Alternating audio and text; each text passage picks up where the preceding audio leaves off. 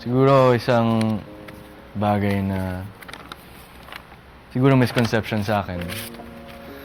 Ah, tingin ko medyo malakas ako, medyo malakas yung personality ko. Palagi ako sinasabihin, pagtingin lang, parang, "Ang yabang nito ah. Bakit sobrang talas ng tingin?" Or parang sobrang sure na sure sa mga sinasabi. I think, sinasabi din nila na parang, ay hindi, yan si Daez, bigay lang lahat sa kanya. Madali lang buhay para sa kanya.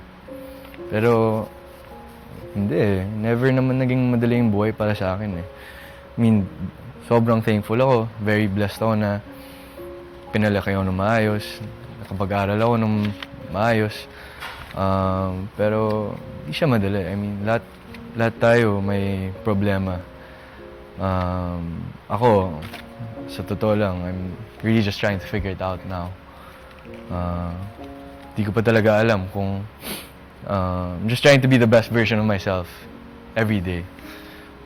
Baka sabihin ng mga tao, hindi si Emilio perfect or he's trying to be perfect. Totoo, I'm trying to be, the best version of myself na I can be. Pero di ko naman parang intention na yabangan yung iba or parang I don't mean to step on anybody's toes. Gusto kong alam ng tao na talagang nagsisikap talaga ako dito sa trabaho.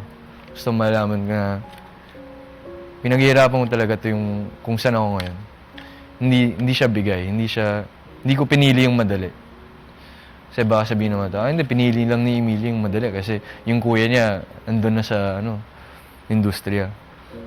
Pero, ayun, parang, syempre gusto ko lang malaman ng mga tao na hindi ako perfect. I'm really trying to learn talaga. Ang dami kong kailangang daanan, alamin, matutunan. Kaya sobrang saya ko na nandito ako ngayon kasi marami akong matutunan sa inyo, mga bawat experiences. Feeling ko ganun kasi akong tao eh. Natututunan ako dun sa mga